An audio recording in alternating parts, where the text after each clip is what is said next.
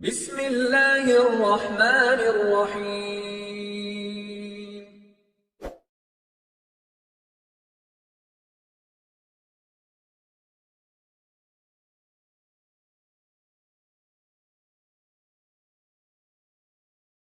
جب آپ قرآن پڑھتے ہیں،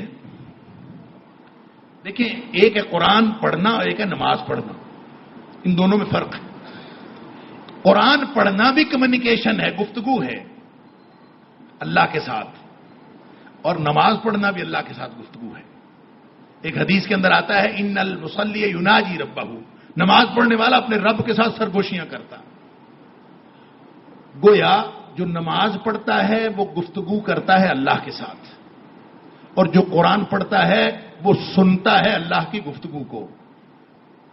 جس کا دل یہ چاہے کہ میں اللہ سے گفتگو کروں، کہ میں اللہ کو کچھ کہوں، وہ نماز پڑھ لے، اور جس کا دل یہ چاہے کہ میں اللہ کی کوئی بات سنوں، اللہ سے گفتگو کروں کہ میں اس کی کوئی سنوں، وہ قرآن پڑھ لے۔ اب قرآن پڑھنے کے بعد، اللہ سے گفتگو کرنے کے بعد، نماز پڑھنے کے بعد، اللہ کے سامنے اپنی عرضیاں پیش کر لینے کے بعد اگر دل پر کوئی اثر ہی نہیں پڑا، اگر قلب کی کیفیت تبدیلی نہیں ہوئی، تو اس کا مطلب یہ ہے کہ نہ نماز کا کوئی فائدہ ہوا ہے، نہ قرآن پڑھنے کا فائدہ۔ وہ کیفیت تبدیل ہونی ہے، دل کی کیفیت آہستہ آہستہ اس نہج پہ آ جائے کہ برائی کرتے ہوئے تکلیف ہونا شروع ہو جائے، نیکی چھوٹتے ہوئے تکلیف ہونا شروع ہو جائے، نیکی کا موقع ضائع ہو، ایسے غم لگ جائے کہ میرے سے یہ نیکی کا موقع کیسے ضائع ہوگا۔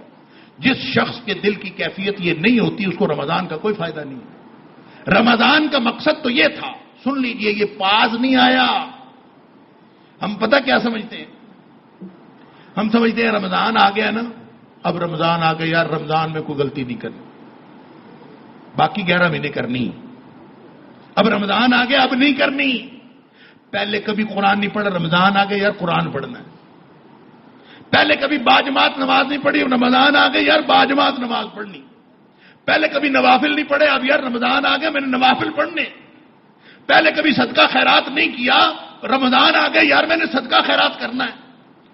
یوں ہم نے پوری زندگی کو پاز موڑ پہ لگا لیا ہوتا ہے کہ وقفہ آ گیا، وہ جو ہم حرکتیں کرتے ہیں 11 مہینے، وہ اس مہینے میں نہیں کرنی، وقفہ آیا ہوا ہے۔ جو ہی رمضان ختم ہوگا، چاند رات کو ہم وقفے والا بٹن دبائیں گے، وقفہ ختم، اور اس کے بعد ہم جو مرضی کریں۔ رمضان رمضان ہی ہے نا، اوکھا سوکھا ہو لیں۔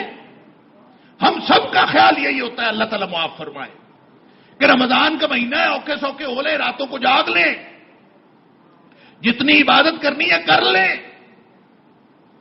جو ہی رمضان ختم ہوا تو وہ پاز موڈ ختم ہوا، اور ہماری زندگی پھر سے وہیں سے شروع ہو گئی۔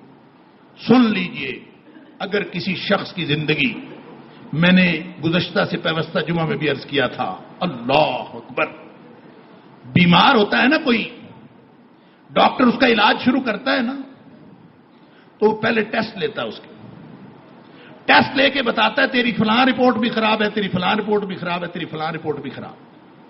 پھر اس کے بعد علاج کرتا ہے، اس کو دوائیاں دیتا ہے، پھر اس کے بعد پھر ٹیسٹ کرواتا ہے کون کون سی رپورٹ ٹھیک ہوئی اور کون کون سی رپورٹ ویسے ہی۔ اللہ اکبر، میں اور آپ اپنے اپنے قلب کی رپورٹ تیار کریں۔ میں نے رمضان شروع ہونے سے پہلے عرض کیا تھا کہ اپنی اپنی رپورٹ اپنے سامنے رکھے، رمضان آنے والا ہے، اپنی رپورٹ اپنے سامنے رکھے اور رپورٹ کروا لیں، اپنا حساب کر لیں، میری زندگی میں کون کون سی غلطیاں ہیں، میں کون کون سے احساسات میرے غلط ہیں، کون کون سی سوچیں میری غلط ہیں، کون کون سا عمل میرا غلط ہے، کس کس کام میں اللہ کی ناراضگی اور نافرمانی کی طرف جا سکتا ہوں۔ پہلے رپورٹ کروا کے رکھ لیں، اور پھر جب رمضان گزر جائے تو پھر اپنی رپورٹ ذرا دوبارہ کریں۔ اگر دونوں رپورٹوں میں فرق کوئی نہیں ہے تو سمجھ لیجئے علاج نے کوئی فائدہ نہیں دیا۔ یہ رمضان تو آیا تھا ہدایت کے رستے پر چلانے کے لیے۔ شہر رمضان الذی انزل فیہ القرآن ھدی للناس وبینات من الھدی والفرقان، یہ قرآن اس مہینے میں آیا ہے اس لیے کہ لوگوں کو ہدایت کے رستے پر لے جائے، اور ہدایت کے راستے پر اگر ہم نہیں چلے، اگر اس رمضان کے گزرنے کے بعد ہماری کیفیتوں میں فرق نہیں پڑا، ہمارے معمولات میں فرق نہیں پڑا، رمضان سے پہلے کے معمولات، رمضان کے بعد کے معمولات اگر فرق نہیں ہے، تو اس کا مطلب رمضان آیا تھا، گزر گیا، اس نے کوئی فائدہ نہیں دیا۔ کم من قائم لیس لہ من قیامہ الا السحر، کتنے ہی راتوں کو قیام کرنے والے، ساری ساری رات کھڑے ہو کے تراویحیں پڑھنے والے، رت جگہ کے علاوہ کچھ نہیں ملتا۔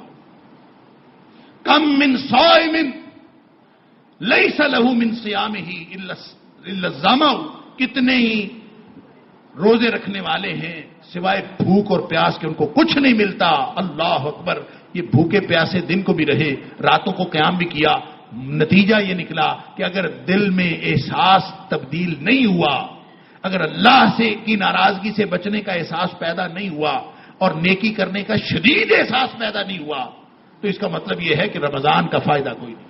لعلکم تتقون، فائدہ یہ تھا۔ اللہ، دل کی کیفیات میں اور آپ ایک دوسرے کے بارے میں ککھ نہیں جانتے، اللہ جانتا ہے۔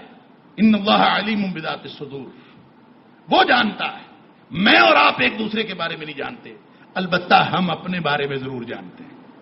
ہمیں اپنا ضرور علم ہے کہ میرے دل میں کیا ہے، میرے دل کی سوچیں کیا ہیں، میرے دل کی ترجیحات کیا ہیں، میری زندگی کس مقصد کے لیے گزر رہی ہے، میں جو روزہ رکھ رہا ہوں تو کیوں رکھ رہا ہوں، میں جو راتوں کو تراویح پڑھ رہا ہوں تو کیوں پڑھ رہا ہوں، قرآن پڑھ رہا ہوں تو کیوں پڑھ رہا ہوں۔ مجھے اپنی نیتوں کا بھی علم ہے اور میں اپنے قلب کی کیفیات سے بھی واقف ہوں۔ اللہ اکبر، یہ کبھی لوگ واقف ہو جاتے نا، اس سے سارا سیاپا ہمیں اسی بات کا ہے، لوگ کیا کہیں گے۔ اگر دل کی کیفیات لوگوں کے سامنے آنا شروع ہو جاتی، پھر ہم سب سیدھے ہو جاتے۔